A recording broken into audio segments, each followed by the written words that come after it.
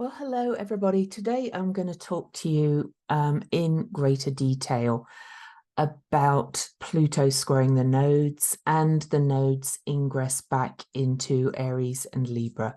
I haven't had chance to record a video about that because I've been so busy getting ready for and starting my Venus retrograde class, which incidentally I am closing the doors on at the end of the 26th.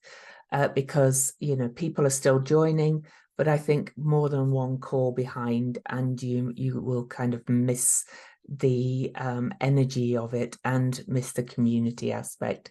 And I can tell you it's already off the charts. Okay, so I am going to share my screen and the chart. So we're on Sunday, July the 23rd. And I do want to say that Pluto squared the nodes already one time this morning and has two more exact squares to go on the 26th and the 28th.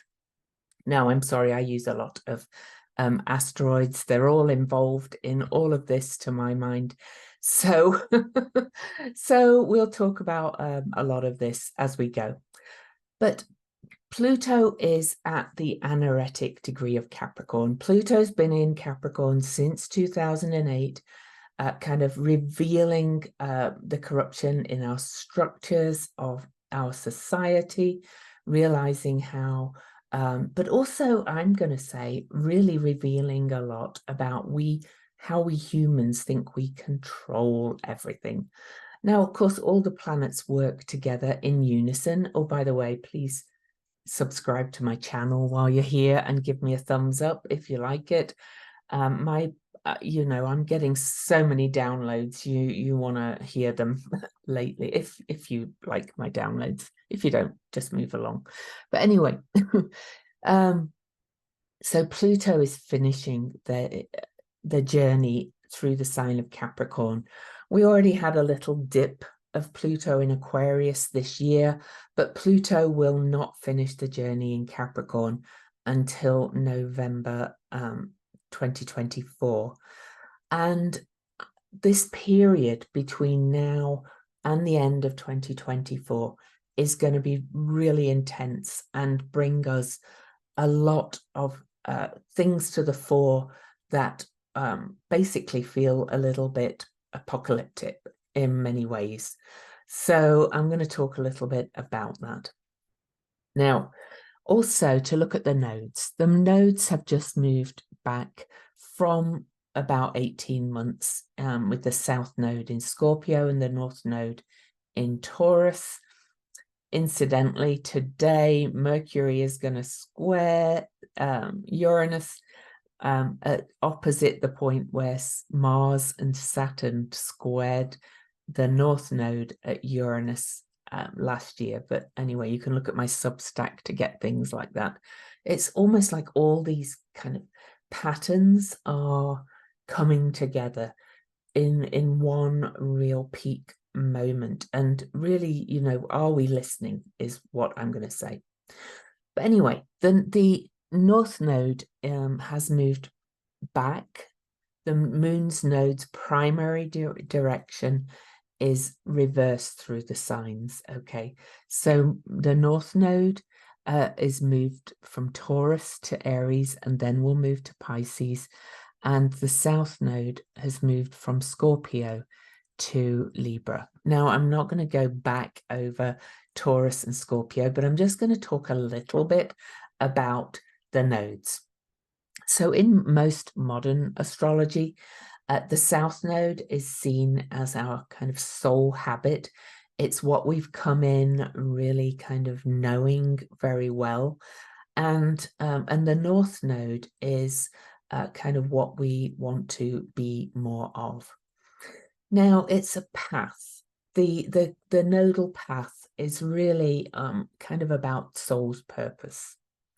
And with the nodes in Aries and Libra, to look at a more personal aspect, we are kind of being asked to kind of look where our soul habit collectively is is to kind of follow fear and timidity and codependence and seeking diplomacy, harmony, and avoiding confrontation, just for keeping peace for peace sake. Okay, so there's a real lesson going on here about loosening the grip of kind of not standing up for yourself, not taking the initiative, not being more assertive, not being more courageous, and not taking the lead. So we're being asked to kind of develop more courage, more assertiveness, and standing up for ourselves, and also more independence, more self-reliance.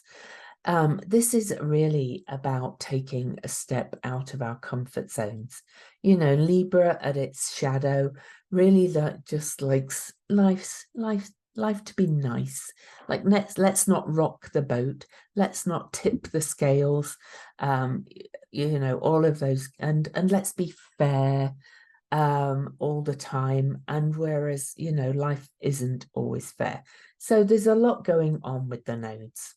Also, there's a lot with a lot going on here, though, about learning to assert yourself whilst also considering the impact on others with this nodal axis.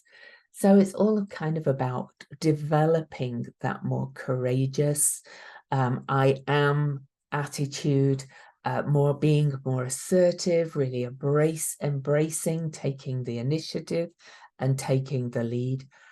But we can't leave the South Node behind. We have to still consider the effect on all our relationships. The South Node is Venus ruled Libra, and this is very much about balance, harmony, fairness, equality. And so we cannot just step into my way or the highway of Aries. Well, we could, but without considering the impact of it on others. However, we also are being encouraged to not just kind of rely on others' opinions, rely on other people to do things, about giving in when you know it's not right, and just for the sake of keeping the peace. And again, about you know, confrontation, avoidance, and fear and timidity, about taking a stand and being able to perhaps face the fact that, you know, you may face some rejection and conflict if you do take a stand. So really, that from a modern perspective is really very much about the nodes. And I'll talk about the Pluto square in a minute. But in Vedic astrology, I'm not a Vedic astrologer, first of all. The nodes are known as Rahu and Ketu. Rahu is the north node and Ketu is the south node. The dragon's head is Rahu and the dragon's tail.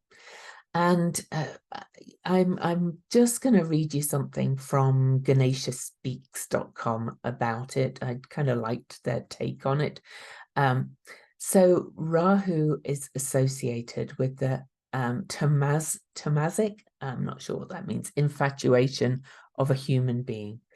It's associated with materialistic pleasure. This is the north node, by the way, and worldly desire. It makes the soul surrender to materialization. It's often called the karak of fame, greed, obsession, manipulation, disease, and inertia. Rahu, if we have too much north node, Rahu can become an outcast, be harsh, be very engrossed in kind of, in Aries, very me first kind of energy, because the Aries Libra axis is the me, we axis at its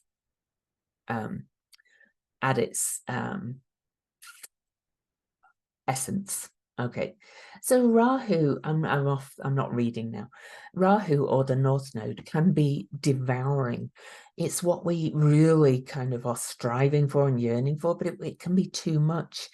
And the real spiritual growth is through the lessons of Ketu, the South Node, in many ways.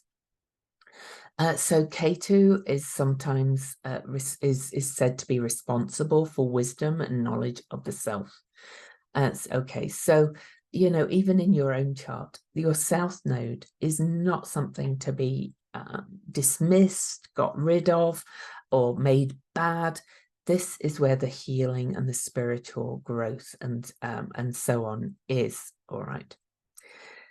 So according to ancient texts, the mythology behind the origin of Rahu and Ketu takes us to the story of Samudra Manthan, the churning of the ocean. While churning, a pot of Amrit, which is the elixir of immortality, emerged from the mantle of the ocean, while Mohini, the female avatar of Lord Vishnu, took the Amrit and started to distribute it to the Devas. There was a demon named Swabhanu who stood amongst the Devas.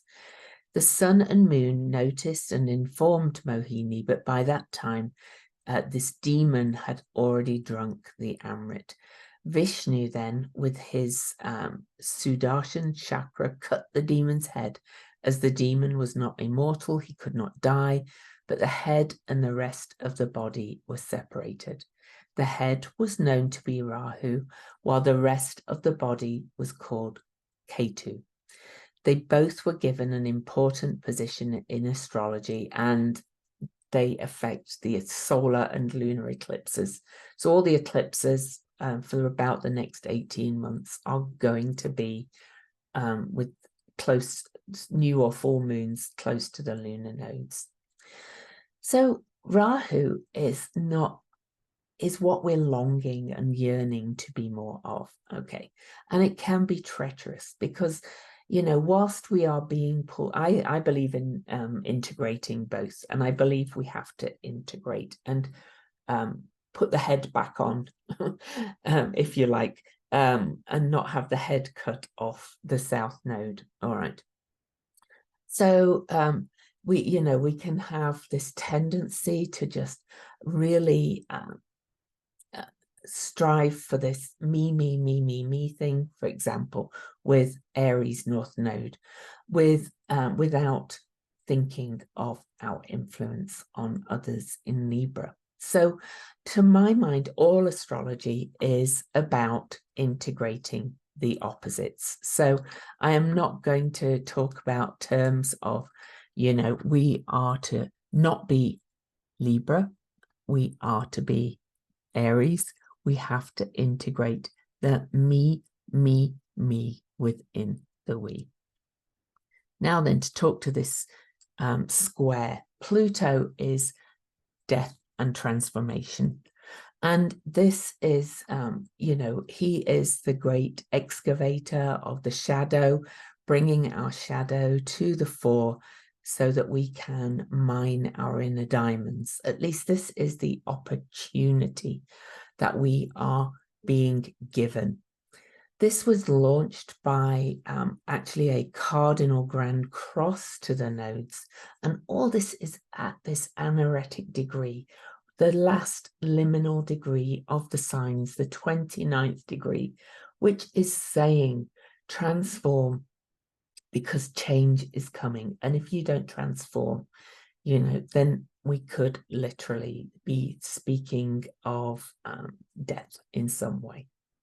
It's also, you know, an 11, 9 plus 2 is an 11, which is a master number of kind of gateway, master teacher. We are being taught a big lesson right now, in my opinion, about what we need to do to change. Excuse me. Now then, I do want to draw some lines on this chart because it's quite astounding what's going on. And it's all connected to this Venus retrograde in many, many ways, and to some past events. Let me talk about those first. The North Node here, over here in Aries at 29 Aries, is at the point of April the 20th eclipse of this year. We had an Aries new moon solar eclipse at 29 Aries. Also, Venus has just stationed retrograde as I make this video at the point of the Great American Eclipse of August the 21st, sorry, 2017, that split the USA in two. So that's being activated. Also, we also have the South Node here in Libra at the point where the Sun and Moon met on October the 22nd, 2022, for the first Libra star point since the late 1800s. And we'll be under that Libra star for the next over 100 years. So the Libra star is coming in. So there's a lot of activations of things that have been moving us forward. This is such a potent and transformative time. Not only that, Pluto is about to square Haumea. So let me talk a little bit more about the aspects, but before I do want to look at all of this. 29, Pluto is in a quincunx, incidentally, to Black Moon Lilith as well, which is kind of the wild woman, the elemental divine feminine energy, the first divine feminine energy in the myth. So we are just it's just so powerful. So we have those at 29 degrees. Also, as Pluto squared the nodes, we also had the moon at 29 degrees of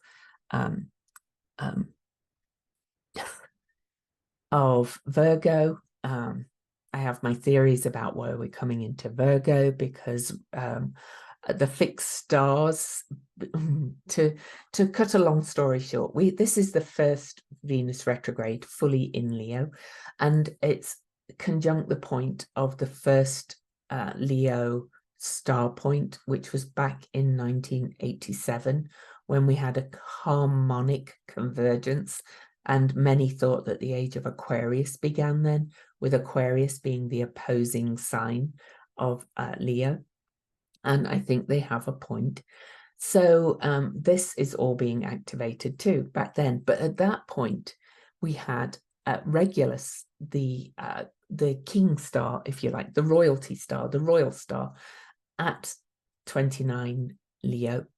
And now Regulus has moved into the sign of Virgo. That was happened in 2011. So all these things are kind of piling up on each other.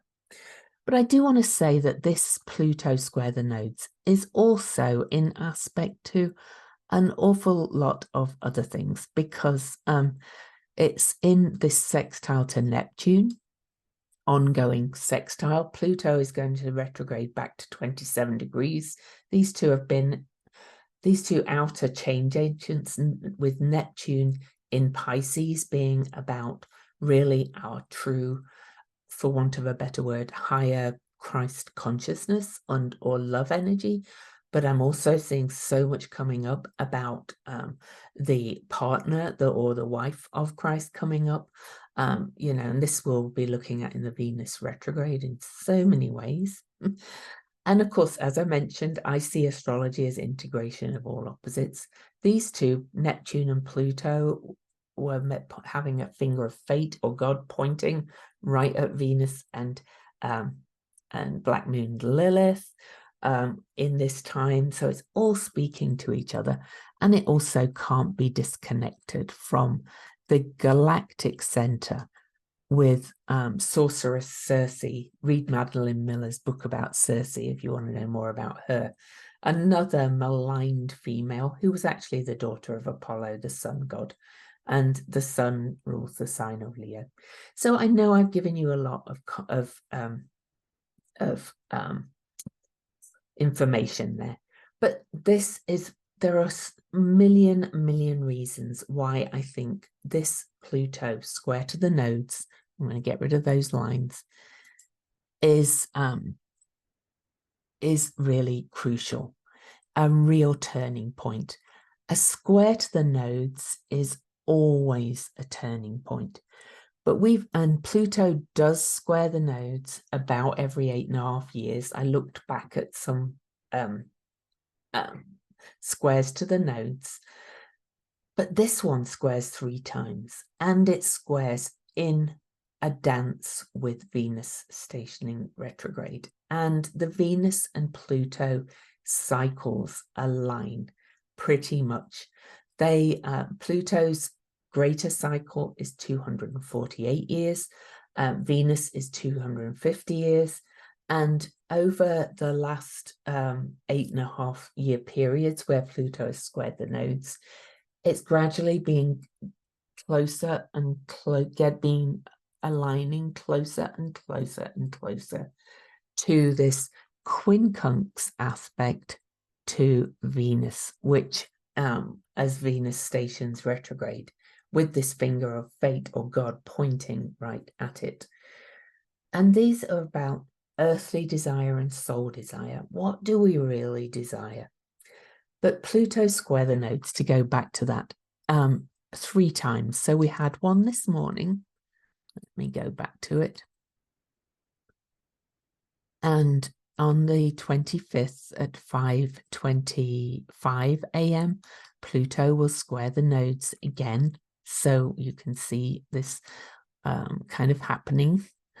And then Pluto will square the nodes finally on July the 28th of this time. So that's potent in itself. 3 squares to the nodes within a 5-day period. At this point, you can see that Pluto has moved just back to 28 degrees. The nodes are moving back towards Eris, and Venus has now moved back just to 27 degrees and starts to really trine the galactic center, which is emitting new messages down to Earth and new information. It's so intense. I cannot tell you the downloads that are coming through. But it's not only that. We've got dwarf planet Haumea here at the south node. Haumea is the creation goddess of the Hawaiians. She was said to give birth from many parts of her body, and she birthed Pele and all these Hawaiian deities. She's one of the original kind of creatrix goddesses, like Nyx in other cosmologies. She was also said to regenerate herself and be reborn all the time. She kept rebirthing as a younger woman. She would age and regenerate and regenerate. So she is pure regeneration and rebirth. And Pluto is also associated with rebirth. So right as Pluto is squaring the nodes 3 times, Haumea and Pluto square off. So the last exact Pluto square the nodes is on July the 28th, coming up this week at 2:36 p.m. Eastern. But it's not only that. The day, I think it's the day before. Let's have a look. So remember, that's Friday, which is Venus Day, incidentally. All of this is just almost too much to explain. The same day, earlier the same day, Pluto, the big transformation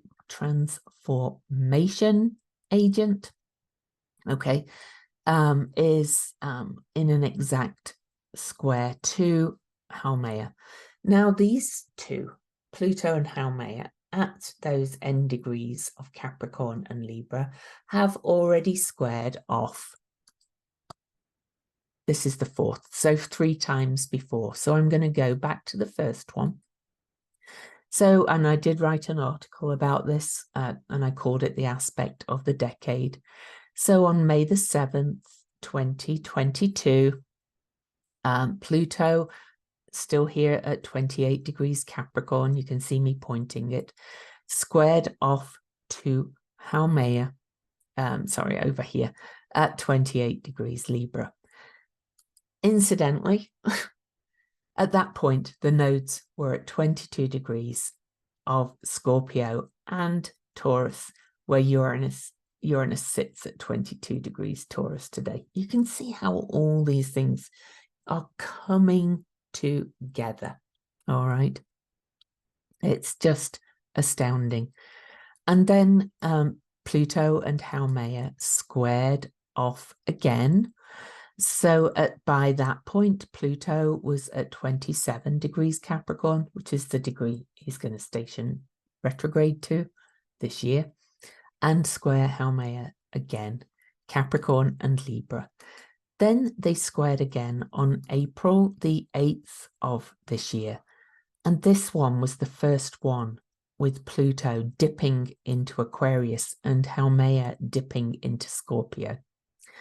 Then they both went retrograde, and we're having the last exact square in those cardinal signs of Pluto and Libra that are initiating so much change. So what does all this mean? I'm actually going to stop sharing the chart because I've told you enough I've baffled your brains with so much astrology. In my humble astrologer's opinion, and I come from a very intuitive, downloady kind of place. I am not in a mundane astrologer per se, though I understand some mundane astrology. My opinion is that this period is, for the want of a better word, the kind of period of the apocalypse. Okay. I find it really interesting that Barbenheimer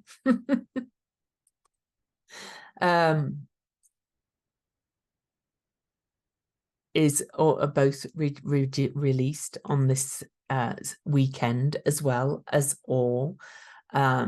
This is of everything that's happening. Now, in the book of Revelation, you know, the apocalypse is said to be the complete final destruction of the world. I'm not suggesting it's going to be that, okay? But we are in a point of catastrophe. All right. Now, the apocalypse, true meaning of the word, means revelation, that which is uncovered. It comes from the Greek word, which literally means to pull the lid off something. Oh, now there's more I could tell you astrologically that's been leading to this since that 1987. This is the age of Aquarius beginning. However, it's my opinion that we are entering into this period now where it's in our face, the lid off corruption, the lid off inequities, the lid off climate change. I mean, this morning, I'm going to read you the headline that I saw this morning. Now, I don't want you to give up hope, because I do see hope. So I will leave you with that. But I kind of want to warn you that this is where we're at. I can't find my, bear with me. There's so much, I'm just like, oh. Anyway, just while I find it, Barbenheimer, you know, nuclear, the nuclear bomb kind of, what was his words? Oppenheimer, now I become death, the destroyer of worlds. I think we're literally having our old world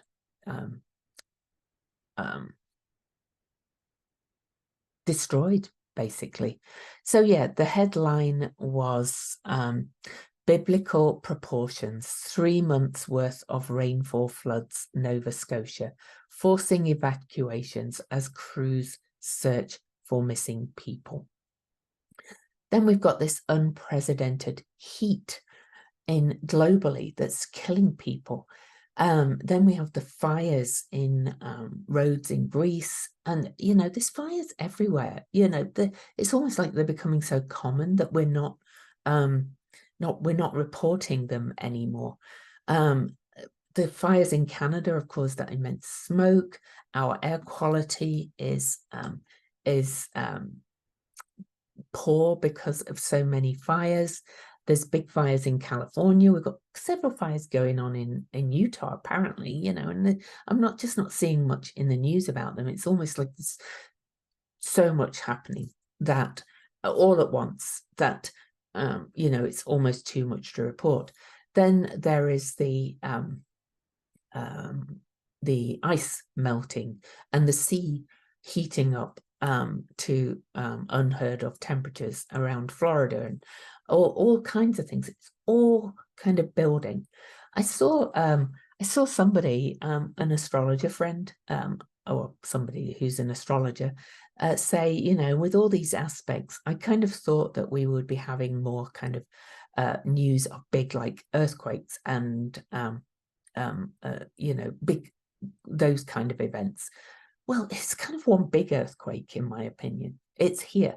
And, you know, I know a lot of people do not believe in climate change, which I can just like, and maybe even if you don't believe in man-made climate change, there's a lot going on. So, you know, we are destroying the earth.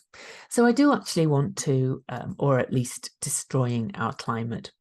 So I do want to look at you about Libra as this is going, as this is coming in with the South Node in Libra. We also have Ceres here. Now, Ceres is being pretty quiet at the moment, but if you see that she is 11 degrees, yeah, she's there every 4 years, but she is going to, and the South Node are going to catch up to each other. I see Ceres as the Venus, Ceres, and Pluto as all in this big relationship to each other. And the dance between them and the other planets, of course, because nothing happens in isolation, is coming together. And at the moment, we are in this peak change and shift of the ages. And if we don't change and adapt and learn to stop playing nice and saying whatever, we are going to kind of be in big trouble. So, you know, what can you do individually? Write to, you know, elect better people, write to your elected officials, change your lawn for clover lawn or dig it all up. It's hard to kill a lawn though, actually. So I've been researching it, and we're replacing our grass with clover, because it's drought resistant and all things like that. Because to kill a lawn, you actually kind of have to use horrible chemicals. We have to change the way we're living. Plant, you know, plants that fit where you live. Indigenous plants. Move to indigenous ways. I am seeing really positive signs that some are learning the lesson. I read an article yesterday about some indigenous seeds being discovered, and I don't think that was, I think it was from about a year ago, but you know, old seeds that kind of were more naturally resistant without what we've done to them. Indigenous fire practices, you know, fire control practices are coming in, how to learn to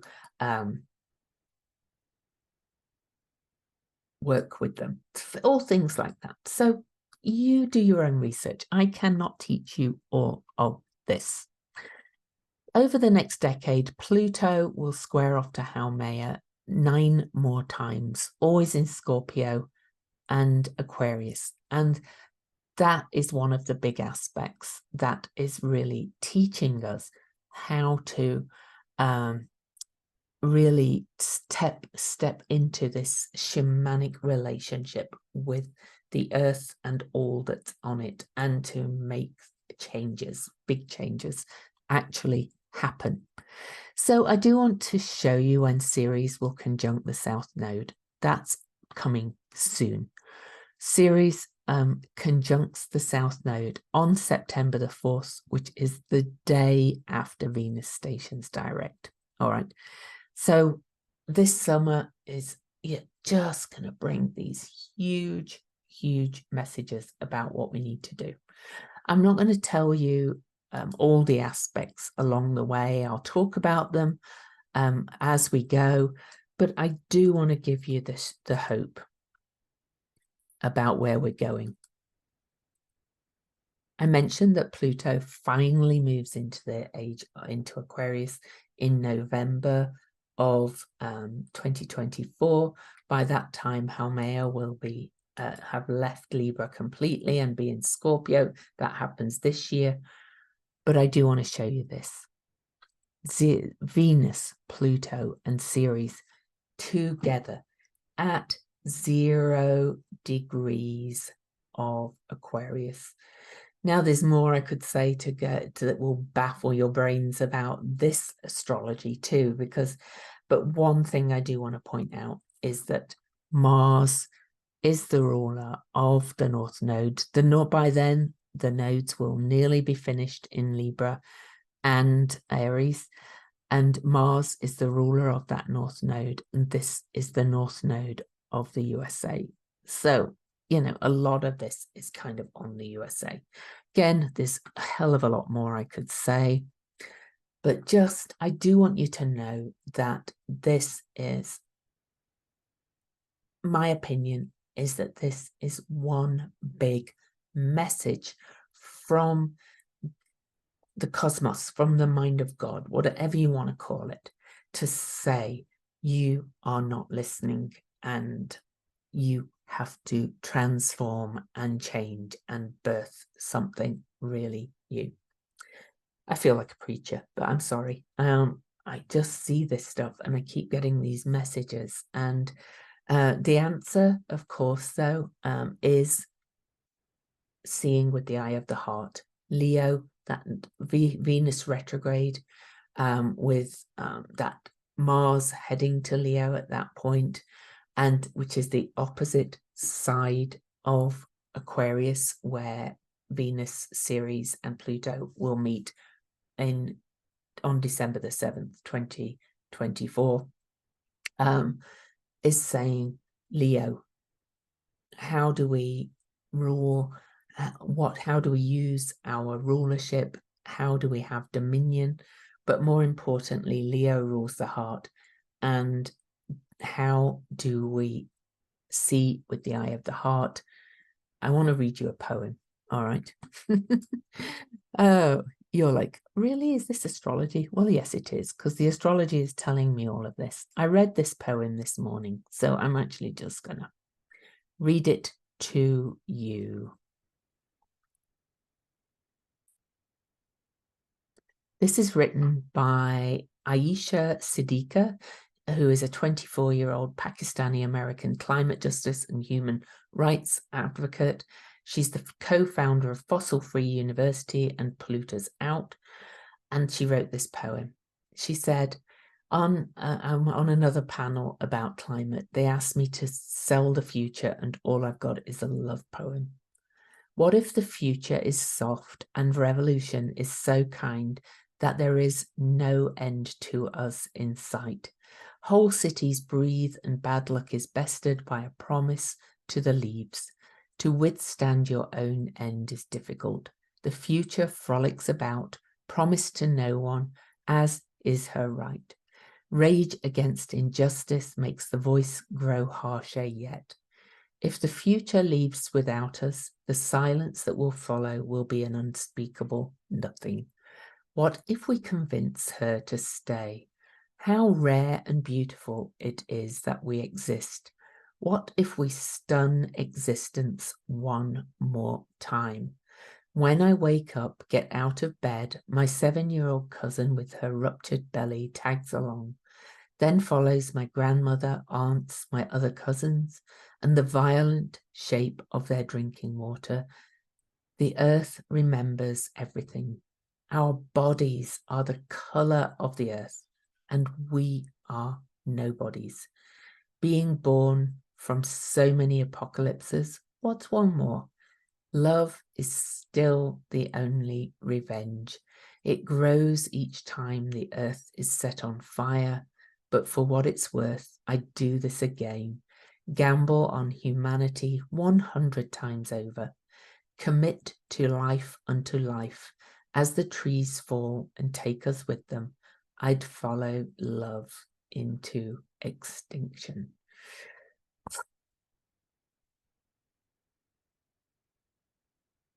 I'm going to be quite honest, and I think we're at the point now, and the astrology is telling me this.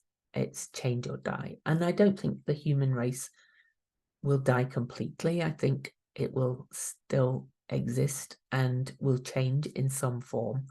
But if we don't listen, we there's and do something.